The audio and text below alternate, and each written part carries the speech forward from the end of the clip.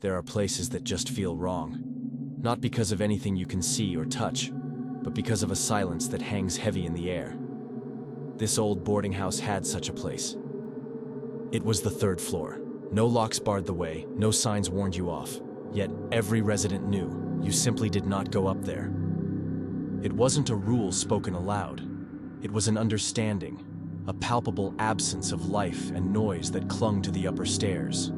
The lower floors bustled with the quiet routines of tenants, but the third floor remained a tomb of silence.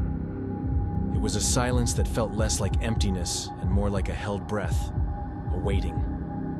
Jamie arrived in town with little money and fewer options. He was young, eager, and desperate for a place to stay that wouldn't break his meager budget. The old boarding house seemed like a godsend. He didn't notice the subtle shift in the landlady's demeanor when she mentioned the available room. It was on the third floor, she said, the cheapest one left. Jamie, oblivious to the house's unspoken geography of dread, readily agreed. A flicker crossed the landlady's face. A raised eyebrow, a slight parting of her lips as if to speak, then a quick sealing of her expression. She simply nodded. "It's your choice," she said, her voice flat, devoid of the usual landlady pleasantries. Jamie took the key, a chill he attributed to the draft running down the stairwell. The room itself was large, dusty, but seemingly harmless. High ceilings, a tall, narrow window looking out onto a forgotten alley, and a massive, dark, antique wardrobe dominating one wall. It felt old, but not immediately threatening. The first night, Jamie awoke abruptly. The house was silent, save for a sound that cut through the quiet like a saw. Creaking floorboards. Slowly, deliberately, the sound moved. It wasn't the settling of an old house. It was the distinct rhythm of footsteps pacing. They moved down the hallway outside his door. Curiosity warred with a prickle of unease. Jamie slipped out of bed and cautiously opened his door. The hallway was empty, stretching into shadow in both directions. As he stood there, a sudden icy gust of air brushed past him. It felt impossibly cold, like a breath against his skin, though no window was open. He shivered and closed the door, dismissing it as the old house playing tricks. Over the next week, the strange occurrences became a nightly routine.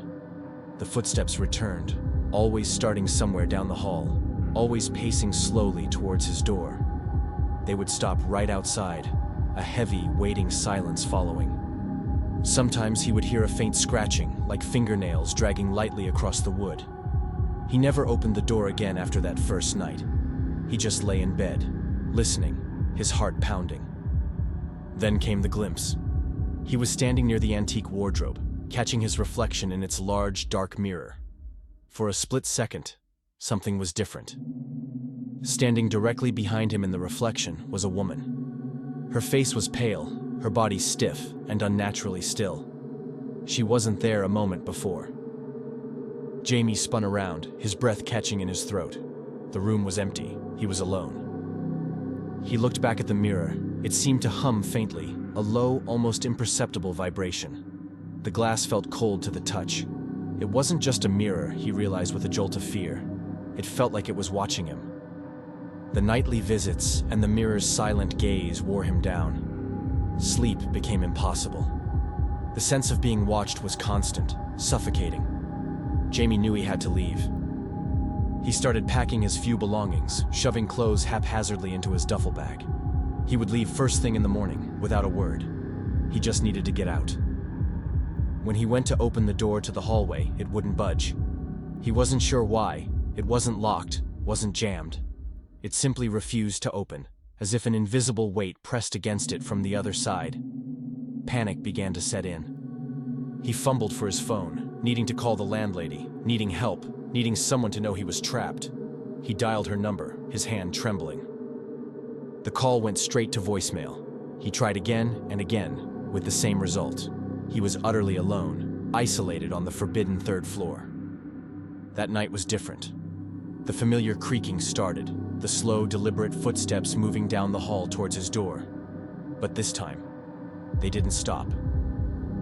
The footsteps continued, crossing the threshold into his room. They moved slowly, heavily, across the floorboards towards his bed.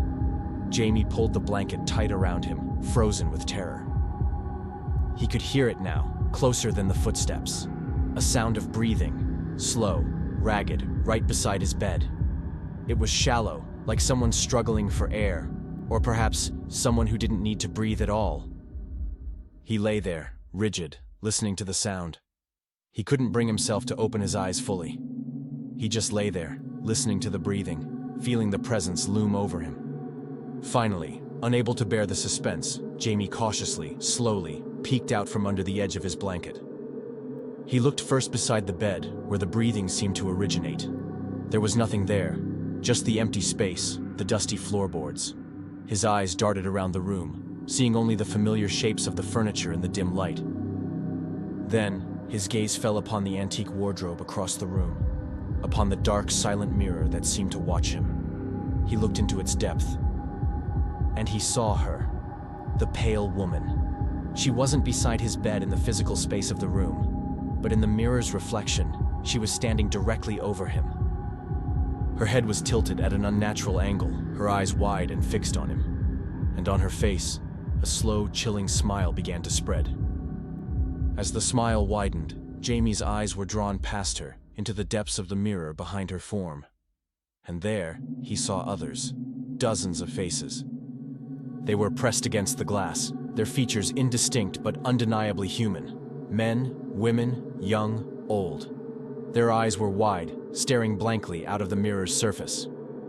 They were the past tenants, trapped within the glass. Their faces were gaunt, their expressions vacant. They looked as if they were desperately trying to get out, their silent screams echoing in the terrifying tableau. Or worse, their blank stares held a different message, a silent, horrifying invitation. They weren't begging for release. They were waiting for a replacement, waiting for him. The image in the mirror was the last thing Jamie saw clearly. The pale woman, smiling, the faces of the trapped souls behind her, pressed against the glass like insects in amber. It was a chilling, effective final vision. It suggested a cycle of torment, repeating endlessly on the third floor. The victims weren't just haunted, they were consumed, their identities absorbed into the entity that resided there. This entity, whatever it was, didn't just haunt the third floor. It was the third floor. It fed on the lives of those foolish or desperate enough to seek shelter within its walls. The story ends there, but the dread lingers. What was the true nature of the entity? What happened to Jamie in those final moments? The conclusion leaves you wanting more, but perhaps it's better not to know. Some doors are meant to stay closed. Some floors are meant to be avoided, especially the third floor.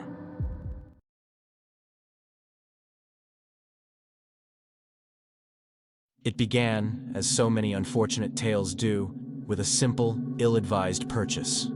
Lydia wasn't looking for anything in particular that rainy Saturday afternoon, just browsing the cluttered aisles of a dusty antique shop tucked away on a side street.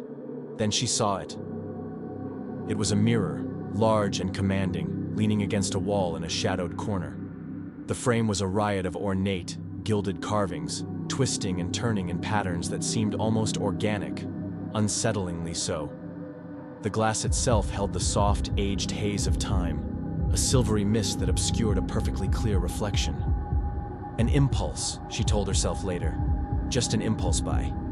The price was surprisingly low, almost suspiciously so. When she asked about it, the shopkeeper, a woman with eyes that seemed to hold too much history, grew quiet.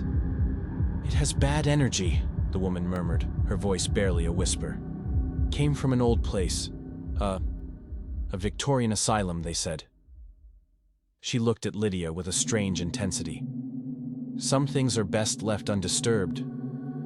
Lydia, a pragmatist through and through, smiled politely. Ghosts and bad energy were the stuff of fiction, not reality. She paid the woman, arranged for delivery, and dismissed the warning as superstitious nonsense. The mirror arrived 2 days later. It was heavier than she expected. She decided it would be perfect for her bedroom, placing it on the wall opposite her bed. It filled the space, dominating the room with its presence. For the first week, nothing happened. The mirror was just a mirror. It reflected her room, her furniture, and her own familiar face as she got ready in the mornings, or wound down in the evenings. The strange patterns on the frame seemed less unsettling in the daylight. The silvery haze just added character. She began to think the shopkeeper had been trying to scare her, or perhaps just drum up a little mystique for her wares. Lydia felt a sense of satisfaction with her unique find. She had no idea the dread that was slowly settling in with the dust motes around the ancient glass. The change was subtle at first, a creeping unease that settled over her like a shroud. It started with her sleep. She found herself waking up night after night, not gradually, but abruptly, her eyes snapping open in the darkness. Each time she would glance at the digital clock on her nightstand, the glowing red numbers were always the same. 3:13 a.m. It became a ritual, a silent, unwelcome appointment with the pre-dawn hours. Then came the glimpses, fleeting peripheral moments that she initially dismissed as tiredness or tricks of the light. She would be moving about her room, perhaps heading to the bathroom, and catch a movement in the mirror out of the corner of her eye. A movement that didn't match her own. She would stop, turn, and look directly at the mirror, but her reflection would be perfectly still, mirroring her current posture. It was unnerving, but she told herself it was just her imagination. The glimpses became more frequent. She would see her reflection standing motionless as she walked across the room. It would be facing her, unmoving, while her physical self was turned away. A cold knot of fear began to tighten in her stomach. She started paying closer attention. One night, waking at the familiar time, she lay still in bed, watching the mirror across the room. In the faint light filtering through the blinds, she could just make out her reflection. Its eyes seemed wider than usual, dark pools in the gloom, fixed directly on her. She blinked, and the reflection blinked too, a fraction of a second later.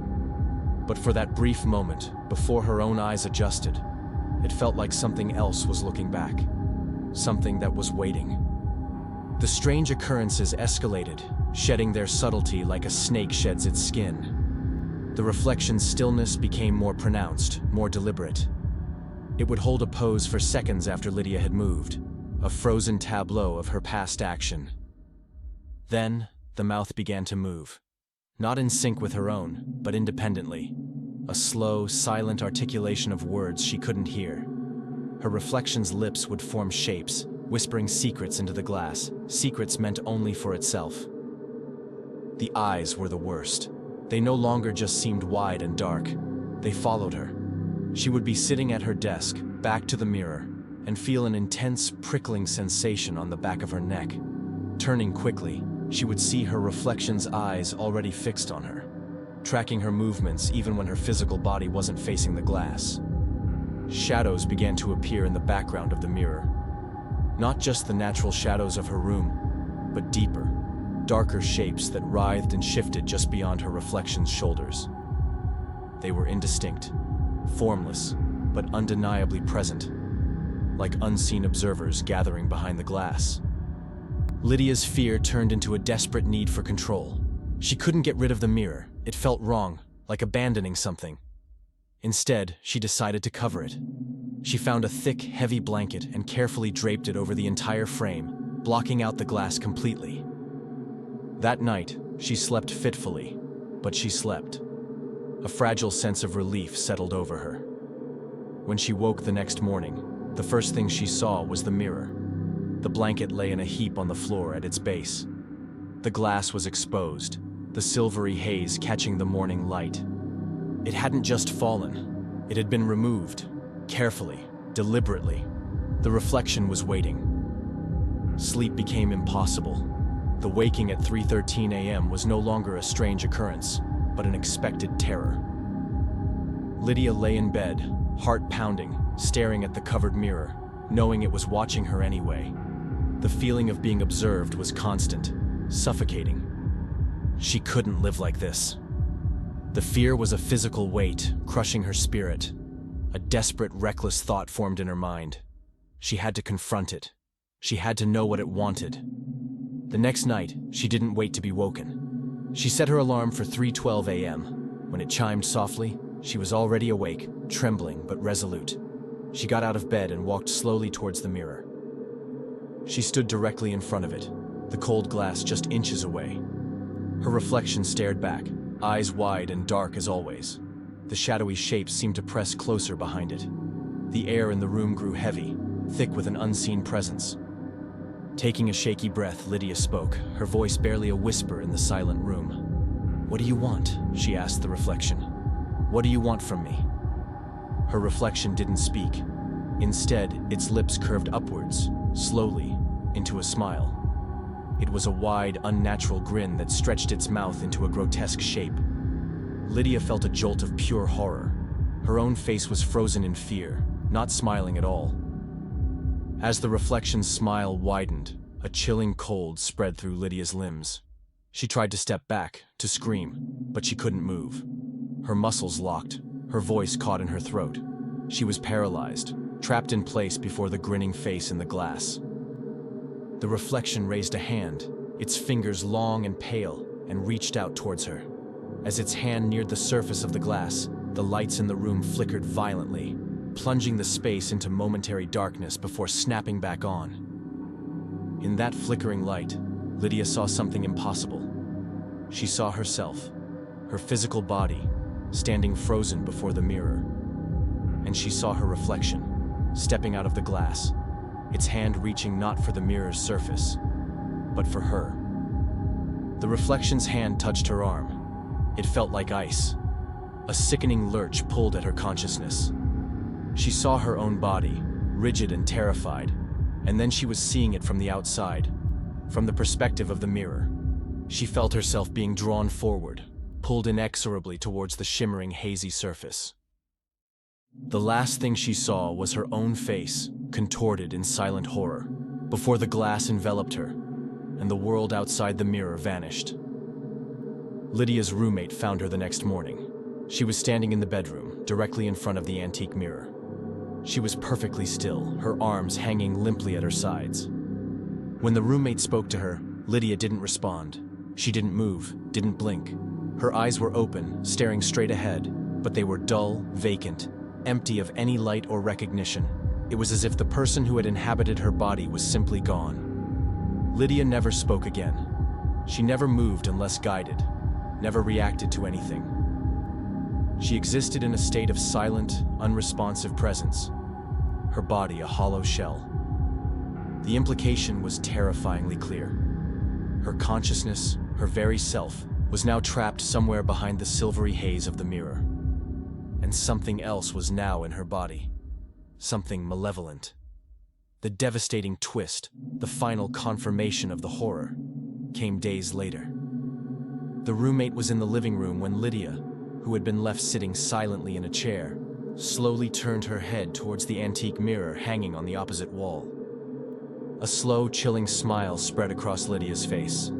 It was the same wide, unnatural grin the reflection had worn just before it stepped out of the glass. She smiled at the mirror, at the hazy surface that now held her captive soul. And from within the mirror, her reflection smiled back, not slowly, not deliberately, but with a disturbing quickness, a flash of teeth in the aged glass.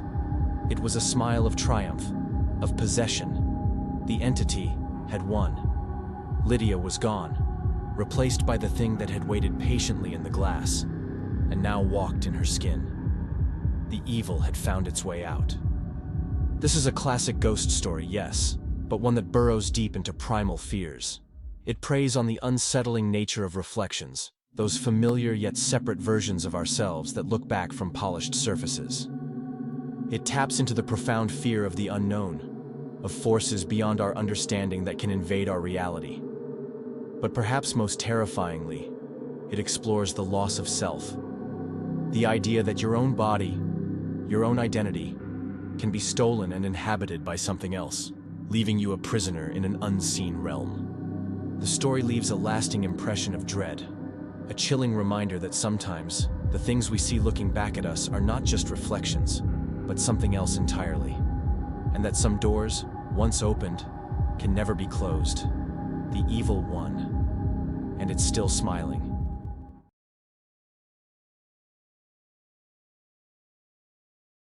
The legend whispers through time, a chilling echo in darkened rooms. We know her by many names, but tonight, we delve into a reimagining of Bloody Mary. Our tale unfolds in the smoky heart of 1921 Chicago, a city teeming with secrets and shadows. Forget the jump scares. Tonight, we embrace the slow burn of dread. Meet Beatrice Campbell, a 12-year-old girl with eyes too old for her face. She possessed a spirit both innocent and unnervingly drawn to the macabre. Beatrice was captivated by the supernatural, a fascination fueled by her grandmother's whispered tales. These stories painted vivid pictures of ghosts, demons, and things that lurked just beyond the veil. The whispers spoke of Mary Worth, a midwife in the late 19th century. Accusations of dark magic clung to her like grave dust. Some said she'd made a pact with a demon residing within a mirror, trading souls for power. Others claimed she sold the freedom of runaway slaves, condemning them to eternal servitude. In 1895, a fire consumed her home, and Mary Worth vanished, leaving behind only ashes and rumors. But the mirror, they said, survived. The fire couldn't destroy it, only twist it into something more sinister. The mirror's blackened oak frame seemed to writhe with grotesque faces, frozen in silent screams. Beatrice's father, a collector of oddities, acquired it at a dusty estate sale, unaware of its dark history. He brought it home, unknowingly inviting a malevolent presence into their lives. The mirror was relegated to the attic of their brownstone, a forgotten relic gathering dust and shadows. It waited patiently, a silent predator in the gloom. A rainy October night, the wind howled like a banshee outside Beatrice's window. Driven by a reckless curiosity, she crept towards the attic stairs. Clutching a flickering candle, she ascended into the darkness, her heart pounding in her chest. The air grew heavy, thick with an unseen presence. Standing before the mirror, she took a deep breath and whispered the forbidden words, "Bloody Mary." Again, "Bloody Mary." A final trembling utterance, "Bloody Mary." At first, nothing happened. Disappointment flickered across Beatrice's face, quickly replaced by a growing unease. The candle flame danced wildly, casting grotesque shadows that seemed to writhe on the walls. The air grew colder, biting at her exposed skin. Then, the reflection in the mirror blinked, a slow, deliberate movement that sent a shiver down her spine. It wasn't her reflection, it was something else. A cold hand, impossibly reaching through the glass, grabbed Beatrice's wrist with surprising force. She gasped, a silent scream trapped in her throat. Beatrice collapsed, hitting the floor with a thud, the candle extinguished, plunging the attic into darkness. Silence descended, broken only by the drumming of rain against the roof. When she awoke, a dark bruise marked her arm, a perfect imprint of long, slender fingers. It pulsed with a cold, unnatural energy. The mirror's surface was now perpetually fogged, obscuring the reflection. But within the mist, cryptic messages began to appear. One called, "Others will come." The words materialized, chilling Beatrice to the bone.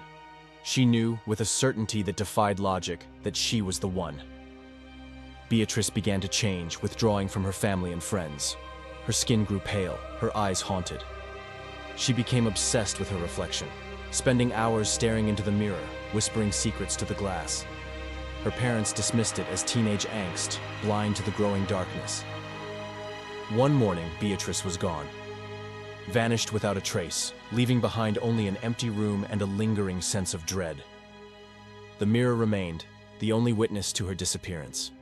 Its surface swirled with an unnatural fog, deeper and more ominous than before. Within the depths of the glass, a shadowy figure flickered, a distorted reflection of Beatrice. But the eyes were wrong. The figure mouthed a silent invitation, a chilling promise. "Join me." The words echoed in the empty house, a haunting whisper carried on the wind. The mirror was locked away in a heavy crate, sealed with iron bands and blessed by a priest. It was buried deep within a forgotten warehouse on the outskirts of the city. But even in the darkness, even beneath layers of earth and concrete, the mirror still reflects. And within its depths, Beatrice waits, forever trapped, forever beckoning. The legend of Mary Worth lives on, a chilling reminder of the dangers that lurk in the shadows. Be careful what you summon, for some doors are best left unopened. Perhaps tonight, think twice before you stand before a mirror in the dark. You never know who or what might be looking back. The whispers continue, carried on the wind, a chilling echo in the darkness. The woman in the mirror is waiting. Are you brave enough to meet her? Remember the tale of Beatrice Campbell, a cautionary story etched in glass and shadow. Her fate serves as a grim warning to those who dare to tempt the darkness. The mirror remains, a silent sentinel guarding a gateway to a terrifying realm. Its surface reflects not our world, but a twisted, distorted version of reality. And somewhere, in the depths of that mirrored world, Beatrice Campbell still calls out, her voice a faint, desperate whisper, a whisper that promises eternal darkness. The legend of Bloody Mary, or Mary Worth, or whatever name you choose to call her, is more than just a campfire story. It's a reflection of our deepest fears, our darkest desires. So, the next time you find yourself alone in a darkened room, take a moment to consider the shadows that dance around you. For in those shadows, the woman in the mirror may be waiting. Her eyes, cold and empty, will pierce through the darkness, drawing you closer to the glass. And as you gaze into her abyss, you may find that she is not the only one trapped within. The mirror is a prison, a gateway, and a reflection of our own souls. It holds the power to reveal our deepest fears and our darkest secrets. Beatrice Campbell learned this lesson too late. Her curiosity led her down a path from which there was no return. And now she waits in the darkness, a silent guardian of the mirror, forever bound to its malevolent power. Her story serves as a chilling reminder of the dangers that lurk just beyond our perception. So, listen closely to the whispers in the night, and heed the warnings of the old tales. For the woman in the mirror is always watching, always waiting. And one day, she may just reach out and pull you into her world of eternal darkness, a world where reflections become reality and nightmares come to life. The legend lives on, a chilling testament to the power of belief and the darkness that resides within us all. The woman in the mirror is waiting. Are you ready to answer her call?